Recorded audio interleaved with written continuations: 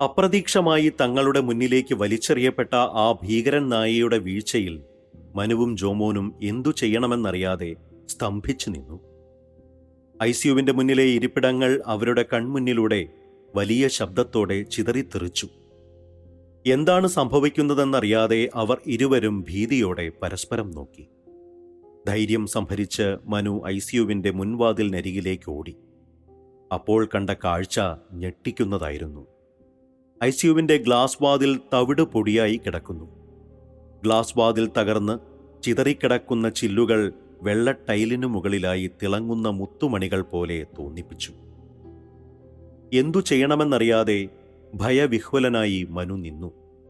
ജോമോനും അവനരികിലേക്ക് ഓടിയെത്തി. മനുവേട്ടാ, കാർത്തികേയൻ എന്തെങ്കിലും? വാക്കുകൾ അവൻ അർത്ഥോക്തിയിൽ നിർത്തി. അവന്റെ വാക്കുകളിൽ അനിയന്ത്രിതമായ ഭയം ത്രസിച്ചിരുന്നു. ജോമോനെ, നീ വേഗം ഹോസ്പിറ്റൽ സ്റ്റാഫുകളെ വിവരമറിയിക്ക്. മനു അലറിയാണ് ജോമോനോടായി പറഞ്ഞത്. ജോമോൻ ഹോസ്പിറ്റൽ ഓഫീസിനരികിലേക്ക് ഓടി. മനു ധൈര്യം സംഭരിച്ച് തകർന്ന വാതിലിനു മുകളിലൂടെ ഐസിയുവിന്റെ ഉള്ളിലേക്ക് കടന്നു. കാർത്തികേയന്റെ ബെഡിന്റെ അരികിലേക്കാണ് അവൻ നടന്നത്. അവിടെ കണ്ട കാഴ്ചയിൽ അവൻ നിന്നുപോയി. തകർന്നു കിടക്കുന്ന മെഷീനുകളുടെ ഇടയിൽ ബോധരഹിതയായി കിടക്കുന്ന ഡ്യൂട്ടി നഴ്സ്. ട്രിപ്പ് സ്റ്റാൻഡ് കട്ടിലിൽ കുറുകെ കിടക്കുന്നു. മനുവിന്റെ നയനങ്ങൾ കാർത്തികേയനെ തിരഞ്ഞു. എവിടെ നിന്നോ ഒരു നേർത്ത ഞരക്കം ഉയരുന്നു. മനു കട്ടിലിന് മറുവശത്തായി ഓടിയെത്തി. കാർത്തികേയൻ ഓക്സിജൻ സിലിണ്ടറിനടുത്തായി നിലത്തു കിടന്ന് വേദനയോടെ ഞരങ്ങുന്നു. അവന്റെ കൈകളിലും നെഞ്ചിലും പിടിപ്പിച്ചിരുന്ന ട്യൂബുകളൊക്കെയും മുറിഞ്ഞ് അവിടവിടായി കിടക്കുന്നു. അർത്ഥപ്രാണനായ ആ പാവം ഞരങ്ങുന്നുണ്ട്. ഒരു സംഘടനം നടന്ന ലക്ഷണങ്ങൾ എല്ലാം അവിടുണ്ട്. എന്തായിരിക്കും ഇവിടെ സംഭവിച്ചത്? തകർന്നു കിടക്കുന്ന ഐസിയുവിന്റെ ഉൾവശം കണ്ട് എന്തു ചെയ്യണമെന്നറിയാതെ മനു നിന്നു. കാർത്തികേയൻ അരികിലായി മനു ഇരുന്നു. അവന്റെ പിടലിയിലെ ബാൻഡേജിൽ രക്തം കിനിയുന്നുണ്ട്. കാർത്തികേയ, ഞാൻ മനുവാണ്. അയാളെ മനു കുലുക്കി വിളിച്ചു. കാർത്തികേയൻ ആയാസത്തോടെ ഇമകൾ തുറന്നു. പിന്നീട് ആ കണ്ണുകൾ ചുവന്നു തുറിച്ചു. ഭയാശങ്കകൾ ആ മുഖകമലങ്ങളിൽ മിന്നിമറഞ്ഞു. എന്തു പറ്റിയെന്ന് പറയൂ കാർത്തികേയ. ഉദ്വേഗത്തോടെയാണ് മനു അവനോട് ചോദിച്ചത്. കാർത്തികേയൻ വാക്കുകൾക്ക് വേണ്ടി പരതി. ഒടുവിൽ അവൻ അല്പം അവ്യക്തതയോടെ പറഞ്ഞു, സാർ, ആ നായ എന്നെ തേടി ഇവിടെ വന്നു. എന്നെ കടിച്ചു കീറുവാൻ എൻ്റെ കട്ടിലിൽ അവൻ കയറി വന്നു. പിന്നെ എൻ്റെ ബോധം മറഞ്ഞു. കൂടുതലൊന്നും എനിക്കറിയില്ല സാർ. അവൻ ഭീതിയോടെ കണ്ണുകളടച്ചു. കാർത്തികേയനെ ഉടൻ തന്നെ വേറെ റൂമിലേക്ക് മാറ്റി. മുഖത്ത് ശക്തമായി വെള്ളം തളിച്ചപ്പോഴാണ് നേഴ്സ് അബോധാവസ്ഥയിൽ നിന്നും ഉണർന്നത്. കണ്ണു തുറന്ന അവൾ മുള ചീന്തുന്ന ശബ്ദത്തിൽ പരിസരം മറന്ന് ഉറക്കെ കരഞ്ഞു. മനു അവളുടെ തോളിൽ ശക്തമായി തട്ടി വിളിച്ചു. അവളുടെ കരച്ചിൽ പിടിച്ചു നിർത്തിയതുപോലെ നിന്നു. ഉറക്കത്തിൽ നിന്നും ഉണർന്നതുപോലെ അവൾ ചുറ്റുപാടും നോക്കി. ചുറ്റുപാടുമുള്ളവരെ അവൾ പകച്ചു നോക്കി. പരിസരബോധം വന്ന അവൾ ചാടി എഴുന്നേറ്റു. എന്താണിവിടെ സംഭവിച്ചത്? മനു അവളോടായി ചോദിച്ചു. ഭയവിഹ്വലയായ അവളിൽ നേർത്ത വിറയലുണ്ടായിരുന്നു. അവളുടെ കണ്ണുകൾ ചുറ്റുപാടും എന്തോ പേടിയോടെ പരതുന്നുണ്ടായിരുന്നു. അവൾ വാക്കുകൾക്ക് വേണ്ടി അല്പനേരം നിന്നു. കഴിഞ്ഞ സംഭവങ്ങൾ അവളെ അത്രയേറെ ഭയപ്പെടുത്തിയിട്ടുണ്ടെന്ന് മനുവിന് മനസ്സിലായി. അവളിൽ നിന്ന് ആ വിവരങ്ങൾ അറിയുവാൻ മനു ആകാംക്ഷയോടെ നിന്നു. സാർ, ഐസിയുവിന്റെ വാതിൽ തുറക്കുന്ന ശബ്ദം കേട്ട് ഞാൻ ഡോക്ടറാകുമെന്നാണ് കരുതിയത്. പക്ഷെ ചെന്നായെപ്പോലുള്ള ഒരു ഭീമൻ നായയാണ് വാതിൽ തള്ളി തുറന്ന് അകത്തു വന്നത്. ആ നായ എന്നെ കണ്ടിട്ട് ഒരു കൂസലുമില്ലാതെയാണ് കടന്നു വന്നത്. ഭയപ്പെടുത്തുന്നതായിരുന്നു അതിൻ്റെ കണ്ണുകൾ. എന്നെയൊന്ന് ഗൗനിക്കുക പോലും ചെയ്യാതെ ആ ജന്തു കട്ടിലിലേക്കാണ് ചാടിക്കയറിയത്. പേഷ്യന്റിനെ കടിച്ചു കീറുവാൻ തുടങ്ങുമ്പോഴാണ് ഒരു കറുത്ത മനുഷ്യൻ കൊടുങ്കാറ്റുപോലെ പാഞ്ഞെത്തിയത്. ആ ജന്തുവിന്റെ പിൻകാലുകളിൽ പിടിച്ച് ബലിഷ്ഠനായ അയാൾ ചുഴറ്റി എറിയുന്നതാണ് ഞാൻ കണ്ടത്. അത്രയേ എനിക്കറിയൂ. അവൾ ഭീതിയോടെ പറഞ്ഞു നിർത്തി. അവൾ കരയുന്നുണ്ടായിരുന്നു. ഹോസ്പിറ്റലിൽ നിന്നും പോലീസിൽ അറിയിച്ചതിനെ തുടർന്ന് ഒരു പോലീസ് വണ്ടി വന്ന് ഹോസ്പിറ്റലിന് മുന്നിലായി നിന്നു. അതിൽ നിന്നും SI സിജോയും സിവിൽ പോലീസ് ഓഫീസർ ബാലചന്ദ്രനും ചാടിയിറങ്ങി. തകർന്നു കിടന്ന ICU ലക്ഷ്യമാക്കി വേഗത്തിൽ അവർ നടന്നു. മനുവും ജോമോനും അവരെ കണ്ടു. കറുത്ത ബലിഷ്ഠനായ ആ മനുഷ്യനരികിലേക്ക് സൂര്യൻ തിരുമേനി നടന്നു ചെന്നു. ആ പാദങ്ങളിൽ സൂര്യൻ തിരുമേനി തൊട്ട് നമസ്കരിച്ചു. അങ്ങ്. സൂര്യൻ വാക്കുകൾ പൂർത്തീകരിക്കും മുമ്പ് തന്നെ ആ മനുഷ്യൻ ചിരിയോടെ ശിരസിളക്കി. എന്നിട്ട് മതിയെന്നർത്ഥത്തിൽ കരതലങ്ങൾ ഉയർത്തി. അദ്ദേഹം ചിരിയോടെ എഴുന്നേറ്റു. തോളിലെ ഭാണ്ഡം അദ്ദേഹം കൈകളിൽ താങ്ങി. പിന്നീട് തെല്ലൊരു അധികാരത്തോടെ സൂര്യന്റെ മുറിയിലേക്ക് അദ്ദേഹം നടന്നു. പിന്നാലെയായി സൂര്യൻ തിരുമേനിയും പിന്തുടർന്നു. മുറിയുടെ മൂലയിൽ പവിത്രമായി സൂക്ഷിച്ചിരുന്ന ആവണിപ്പലകയിലേക്ക് അദ്ദേഹത്തിന്റെ കണ്ണുകൾ പതിഞ്ഞു. 5 ഇന്ദ്രിയങ്ങളും ഉള്ളിലേക്ക് ആവാഹിച്ച് ധ്യാനിക്കുവാൻ ഉതകുന്ന പവിത്രമായ ആവണിപ്പലക. ആജ്ഞാശക്തിയോടെ സൂര്യനെ അദ്ദേഹം നോക്കി. സൂര്യൻ ഭവ്യതയോടെ ആവണിപ്പലക അദ്ദേഹത്തിന്റെ മുന്നിൽ സമർപ്പിച്ചു. അദ്ദേഹം അതിൽ യോഗാസനത്തിലിരുന്നു. നിന്നോട് ഞാൻ ആരാണെന്നുള്ള വിവരം നിന്റെ ഗുരു ചെവിയിൽ ഓതിത്തന്നില്ലേ? അതാണ് ഞാൻ. നിന്റെ ഗുരുവും എൻ്റെ ശിഷ്യൻ തന്നെ. അദ്ദേഹം ഉറക്കെ ഉറക്കെ ചിരിച്ചു. ആ ചിരിയുടെ ഒടുവിൽ ആ മുഖം ഗൗരവപൂർണമായി.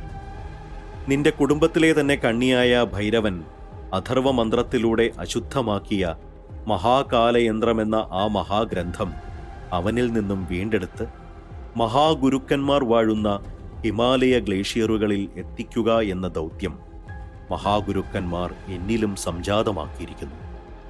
അതിനെന്നെ സഹായിക്കുക എന്ന ദൗത്യം നിന്നിലും കാലങ്ങൾക്ക് മുൻപ് തന്നെ എഴുതപ്പെട്ടിരിക്കുന്നു. അതിൽ മനുവും കാർത്തികേയനും ജോമോനും ആ പാതിരി പോലും പങ്കാളിയാണ്. സൂര്യ, ഇനി നമ്മൾ വൈകിക്കൂടാ. അദ്ദേഹം വാക്കുകൾ നിർത്തി. തീക്ഷ്ണങ്ങളായ അദ്ദേഹത്തിന്റെ കണ്ണുകൾ ജ്വലിച്ചു. പെട്ടെന്ന് അദ്ദേഹം എന്തോ ഓർത്തെടുത്തു. ആ പവിത്ര ഗ്രന്ഥത്തിലെ പരകായം അവൻ കരസ്ഥമാക്കിയാൽ അവൻ അമരനാകും. ഈ ഭൂമി തന്നെ അവന്റെ കാൽക്കീഴിലാകും. അവൻ ഒരിക്കലും അമരത്വം ലഭിച്ചുകൂടാ. അവനെ എത്രയും വേഗം നശിപ്പിച്ചേ പറ്റൂ. അദ്ദേഹം സൂര്യന്റെ കണ്ണുകളിൽ നോക്കി പറഞ്ഞു തീർന്നു. പെട്ടെന്ന് അദ്ദേഹത്തിന്റെ കണ്ണുകൾ ധ്യാനനിരതമായി. ജീവശ്വാസം അദ്ദേഹം ഉള്ളിലേക്ക് വലിച്ചെടുത്തു. ആവണിപ്പലകയിൽ ഒരു ശിലാവിഗ്രഹം പോലെ ചലനമില്ലാതെ അദ്ദേഹം ഇരുന്നു. ആ രൂപം സ്വയം സ്വർണവർണ്ണത്തിലേക്ക് മാറുവാൻ തുടങ്ങുന്ന അദ്ഭുത കാഴ്ച. ഒടുവിൽ ഉരുക്കിയ സ്വർണവർണ്ണമായി ആ താപസൻ. ശോഭയോടെ ആ രൂപം തിളങ്ങി. നാഴികകൾ പിന്നീട് അദ്ദേഹത്തിന്റെ സാധാരണ രൂപത്തിലേക്ക് പരിവർത്തനം ചെയ്യപ്പെട്ടു. അസാധാരണമായ കാഴ്ചയിൽ സൂര്യൻ നോക്കി നിന്നു. ഭൈരവനുമായുള്ള ഏറ്റുമുട്ടലിൽ എനിക്കേറ്റ ശക്തിക്ഷയം കൊണ്ട് ദുർബലമായ ശരീരം ഞാനൊന്ന് ഉടച്ചു വാർത്തതാണ്. അത്ഭുതം കൂറി നിന്ന സൂര്യനോടായി അദ്ദേഹം പറഞ്ഞു. അദ്ദേഹം ആവണിപ്പലകയിൽ നിന്ന് ഒരു കൗമാരക്കാരനെ പോലെ ചാടി എഴുന്നേറ്റു. സൂര്യന്റെ കരങ്ങൾ അദ്ദേഹം കവർന്നു. സൂര്യ, കുറച്ചു നേരത്തേക്ക് നീ എന്നോടൊപ്പം വരണം. ശിവഭഗവാന്റെ ഇരിപ്പിടമായ കൈലാസഭൂമിയിലേക്ക്. ദേവഭൂമിയാണ് ഹിമാലയം. ഭാരതാംബയുടെ ആത്മാവുറങ്ങുന്ന പരമപവിത്രമായ ആ പുണ്യഭൂമി. ആദിശങ്കരനും ശ്രീബുദ്ധനും ബാബാജിയും തുടങ്ങിയ പുണ്യാത്മാക്കളുടെ കാലടികൾ പതിഞ്ഞു പവിത്രമായ ഹിമഭൂമിയിലേക്ക്. എന്തു പറയുന്നു സൂര്യ? സൂര്യൻ മെല്ലെ ശിരസിളക്കി സമ്മതം മൂളി. സൂര്യന്റെ സൂക്ഷ്മ ശരീരവുമായി ആ താപസൻ അടഞ്ഞ വാതിലൂടെ വെളിയിലിറങ്ങി. ആരും അവരെ കണ്ടില്ല. സൂര്യന്റെ കരങ്ങളിൽ പിടിച്ച് അദ്ദേഹം കിഴക്കേ ചക്രവാളത്തിലേക്ക് പറന്നു, ഒരു പക്ഷിയെപ്പോലെ. ഹിമാവൃതമായ ഗിരിശൃംഗങ്ങളിൽ സൂര്യരശ്മികൾ പതിച്ചപ്പോൾ ദേവഭൂമിയാകമാനം സ്വർണവർണ്ണത്താൽ വെട്ടിത്തിളങ്ങി. വിശ്വശില്പിയുടെ വിദഗ്ധ കരങ്ങളാൽ സൂക്ഷ്മമായി ചെത്തിമിനുക്കിയ ഹിമഭൂമിയുടെ മാസ്മരിക സൗന്ദര്യം കണ്ട് സൂര്യൻ തിരുമേനി പുളകിതനായി. വായ്മൊഴിയായി പറഞ്ഞുകേട്ടുള്ള അറിവുകൾ മാത്രമുള്ള ഹിമശൈല സൈകത ഭൂമിയുടെ ചാരുത അത്രമാത്രം വശ്യസുന്ദരമായിരുന്നു. ഹിമനിരകൾക്ക് പിന്നിലായി നീലാകാശം ഒരു ചിത്രകാരന്റെ ക്യാൻവാസിലെ ചായക്കൂട്ടുകൾ പോലെ മനോഹരമാക്കിയിരുന്നു. ഉദയ സൂര്യകിരണങ്ങളുടെ തലോടലേറ്റ് നേർത്ത മഞ്ഞുധൂളികൾ ക്ഷേത്രാങ്കണത്തിലൂടെ പറന്നു കളിക്കുന്നു. വെൺമേഘശകലങ്ങൾ നീലാകാശത്തുകൂടി പല രൂപത്തിലൂടെ മേഞ്ഞു നടക്കുന്നു. സ്വർഗസമാനമായ ദേവഭൂമിയിലൂടെ ആ താപസന്റെ കരം കവർന്നുള്ള യാത്ര. പറഞ്ഞറിയിക്കാനാവാത്ത അവാച്യസുഖം സിരകളിലൂടെ ഒഴുകുന്നു. അനേകം പുണ്യാത്മാക്കളുടെ പാദസ്പർശനത്താൽ പവിത്രമായ ഭൂമി. അവർ പറന്നിറങ്ങിയത് അളകനന്ദാ നദിയുടെ തീരത്തുള്ള ബദരീനാഥ ക്ഷേത്ര സന്നിധിയിലായിരുന്നു. വർഷത്തിൽ 6 മാസം മഞ്ഞുമൂടുന്ന ആ കാലയളവിൽ ഭവാനിങ്കൽ തെളിയേണ്ട പരമപവിത്രമായ അഖണ്ഡദീപം തെളിച്ച് മുഖ്യപൂജാരി തിരുനട അടയ്ക്കുമ്പോൾ ബാഹ്യലോകത്തിന് അജ്ഞാതമായുള്ള പിന്നീടുള്ള 6 മാസം ദേവകൾ വിഷ്ണു ഭവാനിങ്കൽ പൂജാതികർമ്മങ്ങൾ ചെയ്യുന്ന ആദിശങ്കരൻ പ്രതിഷ്ഠിച്ച ലോകപ്രശസ്തമായ ക്ഷേത്രസന്നിധിയിൽ സൂര്യൻ നിന്നു. പുലർക്കാലത്തെ നനുത്ത ശീതക്കാറ്റ് വീശുന്നുണ്ടായിരുന്നു. ആ തണുത്ത കാറ്റിൽ ക്ഷേത്രത്തിലെ കൊടിതോരണങ്ങൾ നേർത്ത ശബ്ദത്തോടെ ഇളകിയാടുന്നുണ്ട്. ഐസിലും വളരെ താഴ്ന്ന നിലയിലുള്ള ഊഷ്മാവിൽ ക്ഷേത്രാരംഭം മുതലേ ചൂടുവെള്ളം ചുരത്തുന്ന തപ്തകുണ്ടിലെ ആ ദിവ്യജലത്താൽ ബദരീനാഥനെ അഭിഷേകം നടത്തി അതിനുശേഷം പാലിലും തൈരിലും തേനിലും മറ്റു പല സുഗന്ധക്കൂട്ടുകളിലും ഭഗവാനെ അഭിഷേകം ചെയ്യുന്ന കാഴ്ച സൂക്ഷ്മരൂപിയായ സൂര്യൻ തിരുമേനി ഭക്തി നിർവൃതിയോടെ നോക്കി നിന്നു. പറഞ്ഞറിയിക്കാനാവാത്ത ഒരു സൗരഭ്യം അവിടെയാകെ വഴിഞ്ഞൊഴുകുന്നുണ്ടായിരുന്നു. ബദരീവനങ്ങളിൽ കാണാറുള്ള കാട്ടുപൂക്കൾ കൊണ്ടുള്ള വനമാല ഭഗവാനിൽ ചാർത്തിയിരുന്നു. ആ വൃദ്ധസന്യാസിയും സൂര്യനും മറ്റുള്ളവരുടെ നേത്രഗോചരങ്ങൾക്ക് അദൃശ്യരായിരുന്നു. സൂക്ഷ്മരൂപത്തിലുള്ള തൻ്റെ സ്വപ്നതുല്യമായ ഹിമാലയ ഭൂമിയിലൂടുള്ള യാത്ര. ബദരീനാഥന്റെ ബിംബം നെയ്വിളക്കിന്റെ നാളത്തിൽ ചാരുതയോടെ തിളങ്ങി. സൂര്യൻ ബദരീനാഥന്റെ ആ തിരുരൂപം മനം നിറയെ കണ്ട് സായൂജ്യമടഞ്ഞു. മലയാള നാട്ടിൽ നിന്നും ശ്രീശങ്കരൻ തന്നെ തിരഞ്ഞെടുത്ത് ബദരീനാഥന്റെ പൂജയ്ക്കായി കൊണ്ടുവന്ന ബ്രാഹ്മണർ തന്നെയാണ് ഇപ്പോഴും ഇവിടുത്തെ മുഖ്യ പുരോഹിതർ. ആ പൂജാരികളെ റാവൽജി എന്നാണ് സംബോധന ചെയ്യുന്നത്. ഇക്കാര്യങ്ങളെല്ലാം ആ താപസൻ പറഞ്ഞു തന്നിരുന്നു. പർവ്വത പരമേശ്വരന്മാർ കൽപ്പാന്തകാലത്തോളം തപസ്സനുഷ്ഠിച്ച ഹിമശൈല സൈകത പുണ്യഭൂമി. യക്ഷദേവ കിന്നര ഗന്ധർവന്മാർ അരൂപികളായി മറഞ്ഞുനിന്ന് മഹാദേവനും ദേവിക്കും മനോഹരനാദത്തിൽ സ്തുതിഗീതം പാടുന്നത് സൂക്ഷ്മരൂപിയായ സൂര്യന്റെ ശ്രവണേന്ദ്രിയങ്ങൾക്ക് സാധ്യമായിരുന്നു. വ്യാസമഹർഷി മഹാതപസ് ചെയ്ത ഗുഹാമുഖത്താണ് അവർ ചെന്നെത്തിയത്. വ്യാസഗുഹയിലെ കെടാവിളക്കിനരികിൽ സൂര്യൻ താണു തൊഴുതു. പിന്നീട് ദേവദാരു വൃക്ഷങ്ങളും കുർജുമരങ്ങളും നിറഞ്ഞ താഴ്വാരത്തുകൂടി അവർ പറന്നു. ശിവഭഗവാൻ പാർവതീ സമേതനായി തൻ്റെ ഭൂതഗണങ്ങളുമായി വാഴുന്ന കൈലാസപർവ്വതത്തെ വലം വെച്ചുള്ള പരിക്രമയാത്ര അവർ നടത്തി. ദേവകിന്നരന്മാർ നീരാടാറുള്ള മാനസ സരസ് തടാകതീരവും കടന്ന് ഗന്ധർവ സുന്ദരികൾ പൗർണമി രാത്രികളിൽ നീരാടാറുള്ള രക്ഷസ്ഥാൽ തടാകതീരത്തൂടെയും ആ താപസന്റെ കരങ്ങൾ കവർന്ന് സൂര്യൻ പറന്നു നടന്നു. ഒരു സൂക്ഷ്മ ശരീരം അരൂപിയായി ആർഷഭാരത സംസ്കാരത്തെ തൊട്ടറിഞ്ഞുള്ള യാത്ര. ജരാനരകളില്ലാത്ത കാമക്രോധ ലോഭമോഹങ്ങൾ വെടിഞ്ഞ് ലോക നന്മയ്ക്കായി മാത്രം ജീവിതം ഒഴിഞ്ഞുവെച്ച മഹാസന്യാസിമാരുടെ അദ്ഭുത ലോകം. ഒടുവിലവർ ഹിമമടക്കുകൾ കൊണ്ട് തടയിണയിട്ട മനുഷ്യർക്ക് കടന്നു ചെല്ലുവാൻ കഴിയാത്ത ഒരു അദ്ഭുത ലോകത്തേക്കാണ് ആ സന്യാസി ശ്രേഷ്ഠൻ സൂര്യനെ നയിച്ചത്. നിഗൂഢതകൾ നിറഞ്ഞ ആ സുന്ദരമായ താഴ്വാരങ്ങളിൽ സുഗന്ധ പുഷ്പങ്ങൾ കൊണ്ട് നിറഞ്ഞു നിൽക്കുന്നു. ഒടുവിലവർ ഭീകരമുഖിയായ ഒരു ഹിമഗ്ലേഷ്യറിനു സമീപത്തുള്ള രഹസ്യമാർഗത്തിൽ എത്തപ്പെട്ടു. നിഗൂഢമായ ആ മാർഗത്തിലൂടെ അവർ ഇരുവരും ഉള്ളറയിലേക്ക് കടന്നു. പ്രകാശിക്കുന്ന വ്യത്യസ്തമായ വേറൊരു അദ്ഭുത ലോകം. ആ കാഴ്ച കണ്ട് സൂര്യൻ തിരുമേനി നിശ്ചലനായി നിന്നുപോയി. മുൻവാതിൽ തകർന്നുകിടന്ന ഐസിയുവിന്റെ മുന്നിലായി പോലീസ് ഉദ്യോഗസ്ഥന്മാർ നിന്നു. അവിടെ നിന്ന് മനുവിനെയും ജോമോനെയും SI സിജോ രവീന്ദ്രൻ സൂക്ഷിച്ചു നോക്കി. തീക്ഷ്ണതയേറിയ കണ്ണുകളോടെ സംശയത്തോടുള്ള അദ്ദേഹത്തിന്റെ നോട്ടത്തിനു മുന്നിൽ ജോമോൻ പകച്ചുപോയി. ഒന്നും പേടിക്കേണ്ട എന്ന അർത്ഥത്തിൽ മനു കൈ ആംഗ്യത്തിലൂടെ ജോമോനെ കാണിച്ചു. അതുകണ്ട സിജോ മനുവിനെ രൂക്ഷമായി ഒന്ന് നോക്കി. മനു അദ്ദേഹത്തിനു മുന്നിൽ തെല്ലും പതറാതെ നിന്നു. നിങ്ങളുടെ ആരാണ് കാർത്തികേയൻ? മനുവിന് നേരെ നോക്കിയാണ് സിജോ ചോദിച്ചത്. സർ, ഞാൻ മനു. മൂന്നാറിലെ ഗ്രീൻ വാലി എന്ന എസ്റ്റേറ്റിലെ GM ആണ്. ഞങ്ങളുടെ ഫാക്ടറിയിലെ ക്ലർക്കാണ് കാർത്തികേയൻ. SIയോടായി മനു പറഞ്ഞു. കാർത്തികേയന് എന്ത് സംഭവിച്ചതാണ്? എങ്ങനെയാണ് ഈ ICU തകർക്കപ്പെട്ടത്? താങ്കൾക്ക് അറിയാവുന്ന കാര്യങ്ങൾ വിശദമായി പറഞ്ഞു തരിക. സംശയദൃഷ്ടിയിലൂടെ അദ്ദേഹത്തിന്റെ കൂർമ്മ നയനങ്ങൾ അവരിലൂടെ പാഞ്ഞു. അവർ ഇരുവർക്കും ക്രിമിനലുകളുടെ യാതൊരുവിധ ലക്ഷണങ്ങളുമില്ലെന്ന് അനുഭവസമ്പന്നനായ ആ കുറ്റാന്വേഷകന്റെ സൂക്ഷ്മ നയനങ്ങളിൽ വ്യക്തമായി.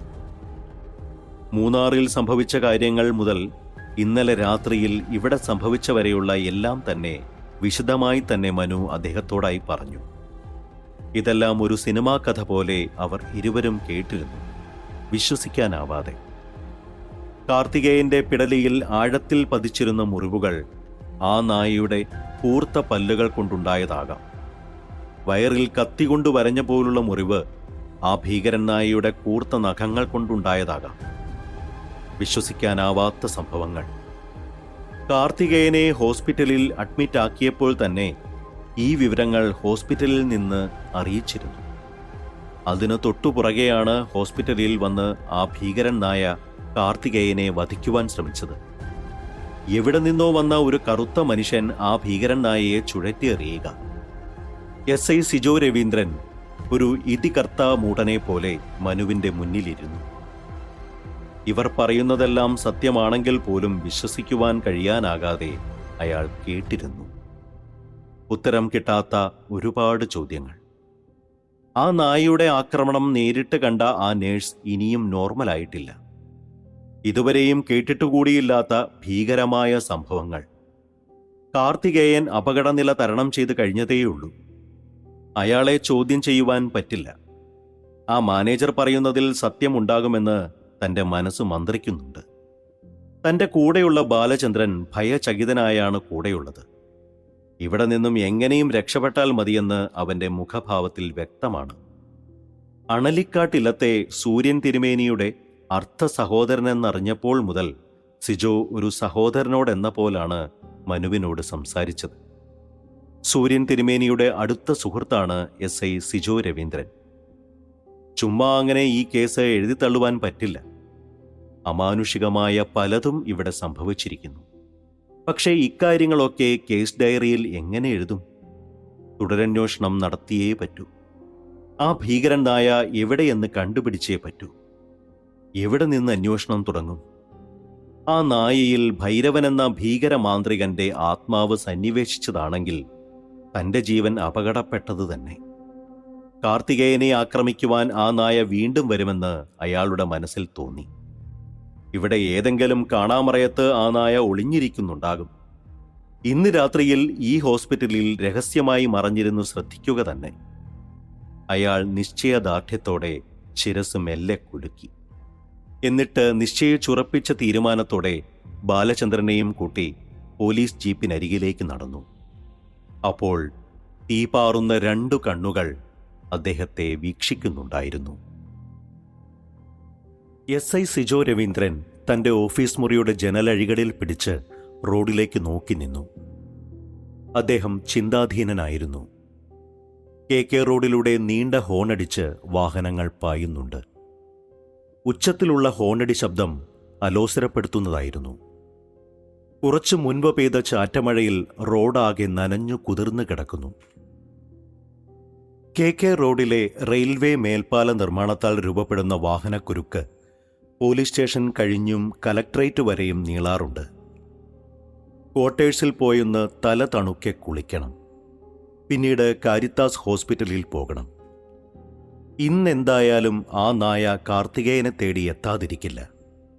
മനു പറഞ്ഞ കഥകൾ വെച്ച് നോക്കുമ്പോൾ കാർത്തികേയനെ വധിക്കുക എന്നത് ആ നായ ചെയ്യുമെന്ന് ഉറപ്പാണ്. ആ ജന്തുവിൻ്റെ എതിരായുള്ള ഏതൊരു നീക്കങ്ങളും അത്ഭുതകരമായ കഴിവിലൂടെ ആ നായ മനസ്സിലാക്കുന്നു. ഭൈരവൻ എന്ന മന്ത്രവാദിയുടെ ആത്മാവുറങ്ങുന്ന ജന്തുവാണ് ആ നായ. ഹോസ്പിറ്റലിൽ നടന്ന ഭീകര സംഭവങ്ങൾ അയാൾ ഓർത്തു. ആ നായ എന്തിനുമുള്ള ശക്തി സംഭരിച്ചു കഴിഞ്ഞു. ദുർബലനായിരുന്ന ആ നായ ഇപ്പോൾ അമാനുഷികമായ ശക്തി സംഭരിച്ചു കഴിഞ്ഞിരിക്കുന്നു. ഇപ്പോൾ മനുഷ്യരക്തവും അവൻ പാനം ചെയ്തു തുടങ്ങിയിരിക്കുന്നു. അതിലൂടെ പൈശാചികമായ പല കഴിവുകളും അവൻ നേടിയെടുത്തിരിക്കുന്നു. മഞ്ഞായും കാറ്റായും മഴയായും വവ്വാലാകുവാനുമുള്ള കഴിവുകൾ അവനുണ്ട്. മാന്ത്രിക ശക്തിയാൽ ആരെയും നിശ്ചലമാക്കുവാൻ സ്തംഭന മന്ത്രത്തിലൂടെ അവന് കഴിയുന്നു. ഒടുങ്ങാനാകാത്ത പ്രതികാരദാഹവുമായാണ് മൂന്നാറിൽ നിന്ന് അവൻ ഇവിടെ എത്തിയിരിക്കുന്നത്. കാർത്തികേയനാണ് തൻ്റെ നാശത്തിനായി ഏറ്റവും കൂടുതൽ ആഗ്രഹിക്കുന്നതെന്ന് ആ ജന്തുവിന് നന്നായി അറിയാം. അതാണ് കാർത്തികേയനെ അവൻ വിടാതെ പിന്തുടർന്ന് വേട്ടയാടുന്നത്. ഇപ്പോഴാ ജന്തു ഒരു തികഞ്ഞ രക്തദാഹിയായി മാറിക്കഴിഞ്ഞിരിക്കുന്നു. ഭൈരവൻ എന്ന മഹാമാന്ത്രികന്റെ ആത്മാവാണ് ആ ഭീകരൻ നായയിൽ സന്നിവേശിച്ചിരിക്കുന്നതെന്ന് പറഞ്ഞാൽ മേലുദ്യോഗസ്ഥന്മാർ ആരെങ്കിലും വിശ്വസിക്കുമോ? തൻ്റെ നീക്കങ്ങളും ആ നായ അറിയുന്നുണ്ടാകും. കോട്ടയത്തെ പേരുകേട്ട മഹാമാന്ത്രികനായ സൂര്യൻ തിരുമേനിയുടെ സഹോദരൻ ഒരിക്കലും കളവു പറയില്ല. ആ നായയെ നശിപ്പിച്ചേ പറ്റൂ. യുവാക്കളുടെ ശരീരമാണ് അവനാവശ്യം. ഒരു മനുഷ്യ ശരീരത്തിലേക്ക് അവൻ്റെ ആത്മാവിനെ സന്നിവേശിപ്പിക്കുവാൻ കഴിഞ്ഞാൽ ആ ഭീകരനായ ഭൈരവൻ മന്ത്രവാദിയുടെ ജൈത്രയാത്ര ആരംഭിക്കുന്നത് ഭൂമിയുടെ നാശത്തിലേക്ക് തന്നെയാകും. പരകായമെന്ന വിദ്യയിൽ ഭൈരവൻ വിജയിച്ചാൽ ഭൂമിയിൽ ഭൈരവൻ അറിഞ്ഞു മരണപ്പെടുന്ന ആരായും ആ വ്യക്തിയായി മാറുവാനും തൻ്റെ വിരൽ തുമ്പിലൂടെ ആരെയും നിശ്ചലരാക്കുവാനും അവനു കഴിയും.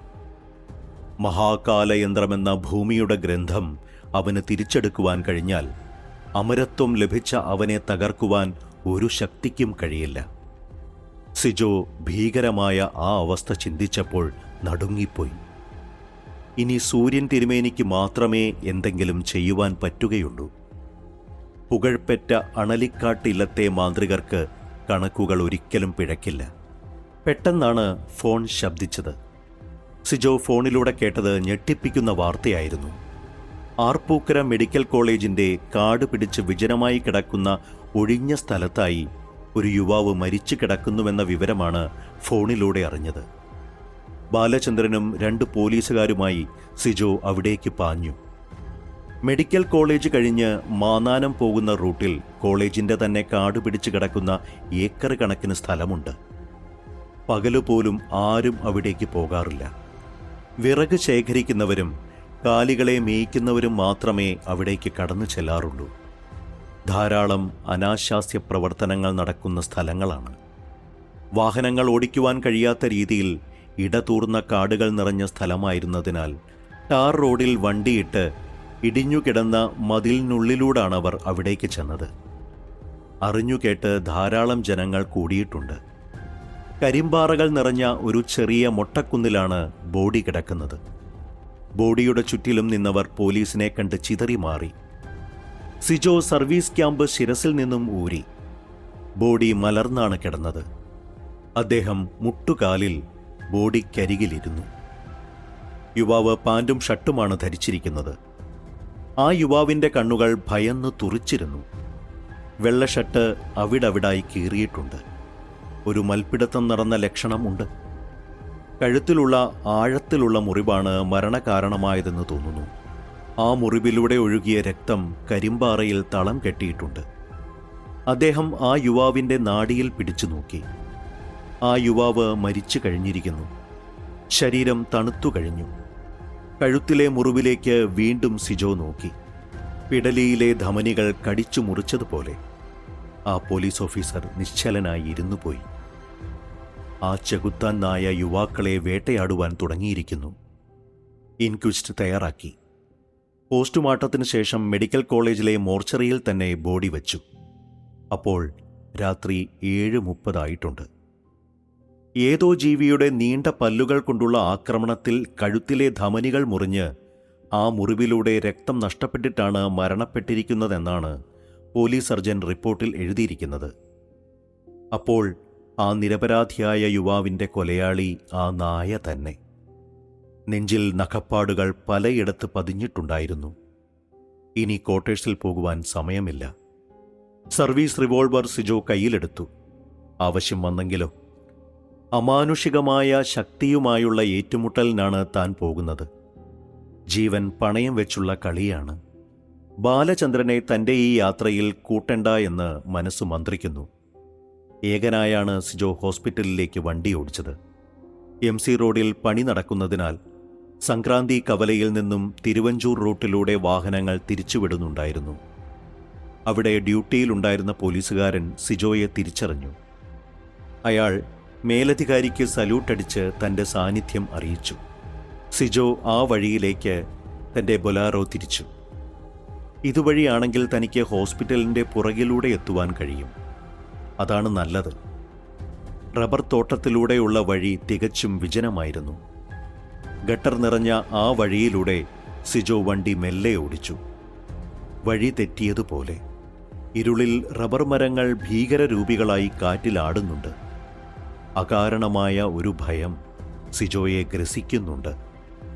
ഭയം ഒരു തേരട്ടയെപ്പോലെ ശരീരത്തിൽ ഇറുക്കുന്നുണ്ട്. നല്ല തണുപ്പിലും അദ്ദേഹം വെട്ടി വിയർത്തു. പെട്ടെന്ന് ഇരുളിൻ്റെ ഒരു കഷ്ണം അടർന്നു വീണതുപോലെ റബ്ബർ തോട്ടത്തിൽ നിന്നും ആ ഭീകരൻ നായ പോലീസ് വണ്ടിയുടെ ബോണറ്റിലേക്ക് കുതിച്ചു ചാടി. ആ കുതിച്ചുചാട്ടത്തിൻ്റെ ആഘാതത്തിൽ ബൊലാറോ ശക്തമായി കുലുങ്ങി. സിജോയുടെ കാല് ബ്രേക്കിൽ അമർന്നു. എന്തു ചെയ്യണമെന്നറിയാതെ ഡ്രൈവർ സീറ്റിൽ ആ പോലീസ് ഓഫീസർ മരവിച്ചിരുന്നു. അദ്ദേഹത്തിൻ്റെ വലതുകരം പോക്കറ്റിലെ സർവീസ് റിവോൾവറിലേക്ക് നീങ്ങി. ജ്വലിക്കുന്ന കണ്ണുകളോടെ മുൻഗ്ലാസിലൂടെ ആ നായ സിജോയെ നോക്കി നിന്നു. ശക്തമായി ആ നായ അണയ്ക്കുന്നുണ്ടായിരുന്നു. കട്ടപിടിച്ച വെള്ളപ്പത അതിൻ്റെ കടവായിൽ നിറഞ്ഞു നിന്നിരുന്നു. അടുത്ത കുതിപ്പിനായി ആ നായ പുറകോട്ട് ആഞ്ഞു. നീണ്ട കൂർത്ത പല്ലുകൾ ഇളിച്ചുകൊണ്ട് ആ നായ ഉറക്കെ മുരണ്ടു. ആ ജന്തുവിൻ്റെ കടവായിൽ വെള്ള നിറത്തിൽ പതഞ്ഞിരുന്ന ഉമിനീർക്കണങ്ങൾ വായുവിലൂടെ തെറിച്ചു. ബോണറ്റിലൂടെ മുന്നിലേക്ക് കുതിക്കുവാനൊരുങ്ങിയ ആ നായ തനിക്ക് മുന്നിൽ പ്രതിബന്ധമായി നിന്ന ഫ്രണ്ട് ഗ്ലാസിലൂടെ വീണ്ടും സിജോയെ ക്രൂരനയനങ്ങളോടെ നോക്കി. എന്നിട്ട് ശക്തമായി മുൻകാലുകൾ ഉയർത്തി മാർഗതടസ്സമായി നിന്ന ആ ഗ്ലാസിൽ പകയോടെ ഒരു കൂടം കൊണ്ടെന്ന പോലെ ആഞ്ഞു പ്രഹരിച്ചു. ആ ജന്തുവിൻ്റെ ശക്തമായ ആ പ്രഹരത്തിൽ ബൊലാറോയുടെ മുൻ ഗ്ലാസ് ചിലന്തി വല പോലെ ചിന്നിച്ചിതറി നിന്നു. എന്തും സംഭവിക്കാവുന്ന നിമിഷങ്ങൾ.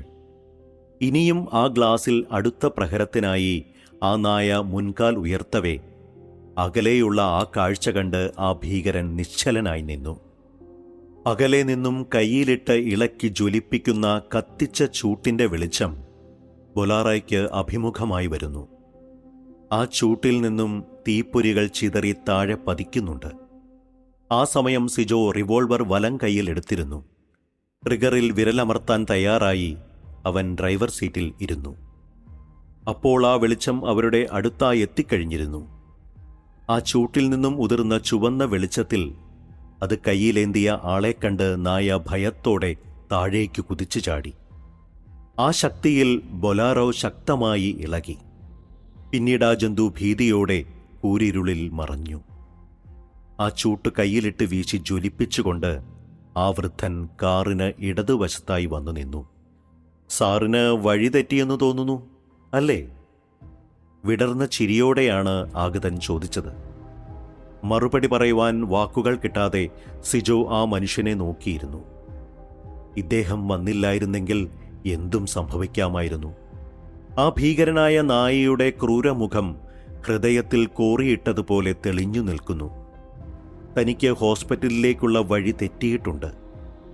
ആദ്യമായാണ് ഇതുപോലെ ഒരു റബ്ബർ തോട്ടത്തിലൂടെ യാത്ര ചെയ്യുന്നത്. തൻ്റെ അനുമതിക്ക് കാത്തു നിൽക്കാതെ ആ വൃദ്ധൻ മുൻഡോർ തുറന്ന് ഒരു രക്ഷകനെപ്പോലെ മുൻസീറ്റിൽ തന്നെ ഇരുന്നു. അപ്പോൾ വാഹനത്തിനുള്ളിൽ കർപ്പൂരത്തിൻ്റെയും നറും നെയ്യുടെയും നിർമ്മലമായ സുഗന്ധം നിറഞ്ഞു. ഹിമഭിത്തിയിൽ നിർമ്മിതമായ രഹസ്യമായ ഗുഹാകവാടത്തിനു മുന്നിലായി ആ വൃദ്ധതാപസൻ നിന്നു. സൂക്ഷ്മശരീരനായ സൂര്യനെ അദ്ദേഹം തിരിഞ്ഞു നോക്കി. സൂര്യ, നിനക്ക് ഈ നിഗൂഢമായ ഗുഹാതലത്തിനുള്ളിലേക്ക് കയറുന്നതിന് തടസ്സമില്ല. സൂക്ഷ്മശരീരിയായ നിന്നെപ്പോലുള്ള ഒരു ബ്രഹ്മചാരി പവിത്രമായ ഈ ഗുഹയിൽ പോയേ പറ്റൂ. കാരണം ഈ ദേവഭൂമിയിൽ സൂക്ഷിക്കേണ്ട മഹാകാലയന്ത്രമെന്ന ഗ്രന്ഥം വീണ്ടെടുക്കുവാനുള്ള ദൗത്യം നിന്നിൽ നിക്ഷിപ്തമാണെന്ന് മഹാഗുരുക്കന്മാർക്ക് നന്നായി അറിയാം. അദ്ദേഹം തീക്ഷ്ണമായി അവനെ നോക്കി നിന്നു. എന്നിട്ട് വീണ്ടും വാക്കുകൾ തുടർന്നു. ഭൂമിയുടെ നിഗൂഢ ശക്തികളെ ആത്മാവിൽ ഒളിപ്പിച്ച ഹിമവാനെ നീ ആദ്യം നമസ്കരിക്കുക. പിന്നീട് ഭൂമിദേവിക്കും മഹാഗുരുക്കന്മാർക്കു വേണ്ടിയും സാഷ്ടാംഗം നമസ്കരിച്ചുകൊള്ളുക. അദ്ദേഹം ഗുഹാമുഖത്തേക്ക് നോക്കി ഭയഭക്തിയോടെ കൈകൾ കൂപ്പി നിന്നു. സൂര്യൻ ധ്യാനനിരതനായി അല്പനേരം നിന്നു. ഒടുവിൽ കനത്ത മഞ്ഞുപാളികളിൽ മൂടപ്പെട്ട ഹിമഭൂമിയിൽ അവൻ സാഷ്ടാംഗം വീണു. പിന്നീട് അവൻ പ്രാർത്ഥനയോടെ എഴുന്നേറ്റു. ആ താപസന്റെ കാൽപാദങ്ങളിലേക്ക് അവൻ വീണു നമസ്കരിച്ചു. അദ്ദേഹം അവന്റെ മൂർധാവിൽ കൈകൾ വെച്ച് അനുഗ്രഹിച്ചു. സൂര്യൻ ആ ഗുഹയിലേക്ക് കയറി. അകത്തളത്തെ കാഴ്ചകളിൽ അവന്റെ കണ്ണുകൾ വിടർന്നു. 1000 നക്ഷത്രങ്ങൾ പൂത്തുലഞ്ഞു നിൽക്കുന്ന വർണ്ണപ്രപഞ്ചം, യക്ഷ ദേവ ഗന്ധർവന്മാരുടെ കണ്ഠങ്ങളിൽ നിന്നുമുയരുന്ന ഓം എന്ന മനോഹരനാദം ആ ഗുഹയിൽ അലയടിച്ചുയരുന്നുണ്ട്. ആ ഗംഭീരനാദവീചിയിൽ സൂര്യൻ്റെ സൂക്ഷ്മശരീരമാകെ തരളിതമായി. പറഞ്ഞറിയിക്കാനാവാത്ത സ്ഫോടനാത്മകമായ ഒരു തള്ളൽ ഓരോ അണുവിലൂടെയും ഒഴുകുന്നു. അകലെയായി ഉജ്ജ്വലമായി പ്രകാശിക്കുന്ന ഒരു ഓംകാരരൂപം. ആ രൂപം ഹിമത്താൽ രൂപപ്പെട്ടതുപോലെ. കണ്ണഞ്ചിപ്പിക്കുന്ന പ്രകാശരേണുക്കൾ ആ ഓംകാരരൂപത്തെ വലയം ചെയ്തിട്ടുണ്ട്. പെട്ടെന്ന് തൻ്റെ സൂക്ഷ്മശരീരം വെട്ടിത്തിളങ്ങുന്ന ഒരു പ്രകാശരേണുവായി മാറുന്നതായി അവൻ അറിഞ്ഞു. ഒടുവിൽ ഒരു പ്രകാശരേണുവായി ആ ഓംകാരരൂപത്തിനരികിലേക്ക് അവൻ തള്ളപ്പെട്ടു. ആയിരക്കണക്കിന് വെട്ടിത്തിളങ്ങുന്ന പ്രകാശരേണുക്കളിൽ ഒരു രേണുവായി അതിൽ സൂര്യനും ലയിച്ചു. തൻ്റെ മാലിക ചക്രയായിലൂടെ അപാരമായ വിശുദ്ധ തേജസ് നിറയുന്നതായി സൂര്യൻ തിരുമേനി അറിഞ്ഞു. പിന്നീട് സഹസ്രാരത്തിലൂടെ ആ വിശുദ്ധ തേജസ് ഒഴുകി. പിന്നെ ആഞ്ചയിലൂടെ കടന്ന് വിശുദ്ധിയിലൂടെ അനാഗതത്തിലൂടെ ഒഴുകി മണിപൂരകത്തിൽ വന്നു നിന്ന് സ്വാധിഷ്ഠാനത്തുകൂടി ഒഴുകി ഒടുവിൽ ഒരു ചുവന്ന ലോഹഗോളം പോലെ മൂലാധാരത്തിൽ വന്ന് ആ ശക്തി വിലയം പ്രാപിച്ചു. ആ ഊർജപ്രവാഹം അപാരമായിരുന്നു. അത്യുന്നതയിലുള്ള ആനന്ദലഹരിയിൽ സൂര്യൻ സ്വയം മറന്നു നിന്നു. തൻ്റെ സൂക്ഷ്മശരീരത്തിൽ മതിവരുവോളം ആ തേജസ് നിറഞ്ഞുകൊണ്ടിരുന്നു. ഒടുവിൽ വെട്ടിത്തിളങ്ങുന്ന പ്രകാശരേണുക്കൾക്കിടയിൽ നിന്നും സൂര്യൻ്റെ സൂക്ഷ്മശരീരം വേർപെട്ടു. സൂര്യൻ ഗുഹാമുഖത്തേക്ക് തിരികെ എത്തി. ആ വൃദ്ധതാപസൻ അവനെ കാത്തു നിന്നിരുന്നു. നീ അജയ്യനായി കഴിഞ്ഞു സൂര്യ. നിന്നെ ഇനി ഒരു ദുഷ്ടശക്തിക്കും ഒന്നും ചെയ്യുവാൻ കഴിയില്ല. വർദ്ധിച്ച ആഹ്ലാദത്തോടെ അദ്ദേഹം അവനെ നോക്കി പറഞ്ഞു. അദ്ദേഹം അവൻ്റെ കരങ്ങൾ ഗ്രഹിച്ചു. വീണ്ടും അവർ തപോഭൂമിയുടെ ഏതോ നിഗൂഢ ലക്ഷ്യത്തിലേക്കായി പറന്നു. നാരായണ പർവ്വതത്തിന് താഴ്വാരത്തുകൂടി സതോപൻ തടാകക്കരയിലാണ് അവർ എത്തപ്പെട്ടത്. അതിനരികിലായുള്ള ബാൽക്കുണ്ട് കൊടുമുടിയുടെ ശിഖരത്തിലേക്കവർ പറന്നുയർന്നു. ഒടുവിൽ പർവ്വത ശിഖരങ്ങളിൽ പ്രകൃതി തീർത്ത ഗുഹാമുഖത്തായി അവർ ചെന്നെത്തി. അവിടെ കണ്ട കാഴ്ചയിൽ അവർ നിശബ്ദരായി നിന്നു. കത്തിജ്വലിക്കുന്ന ഹോമകുണ്ടത്തിനു ചുറ്റുമായി അപാര തേജസ്വികളായ 6 ദിവ്യ സന്യാസിമാർ യോഗാസനത്തിൽ ഇരിക്കുന്നു. അവരുടെ ചുണ്ടുകളിലൂടെ ദിവ്യമന്ത്രങ്ങൾ ഉതിരുന്നുണ്ട്. ഗുഹയുടെ പുറത്ത് ശക്തമായ ഹിമക്കാറ്റ് ആഞ്ഞു വീശുന്നുണ്ട്. ആ കാറ്റിൽ ഹോമാഗ്നിയുടെ ചുവന്ന നാളങ്ങൾ ചിതറി വീണ് തേജോമയമായ ആ ദിവ്യ സന്യാസിമാരുടെ മുഖകമലങ്ങൾ അവിടവിടായി തെളിയുന്നുണ്ട്. തങ്ങളുടെ ആഗമനം അവർ അറിഞ്ഞു കാണുമായിരിക്കും. തൻ്റെ ഉള്ളിലെ വിചാരമറിഞ്ഞ് വൃദ്ധതാപസൻ ഒരു ശാസനയോടെന്ന പോലെ സൂര്യനെ നോക്കി. തൻ്റെ ഹൃദയത്തിലുള്ളതെന്തും ആ വൃദ്ധതാപസൻ വായിച്ചെടുക്കാറുണ്ട്. സൂര്യൻ നിശബ്ദമായി നിന്നു. പെട്ടെന്ന് അത്ഭുതകരമായ ആ കാഴ്ച അവർ കണ്ടു.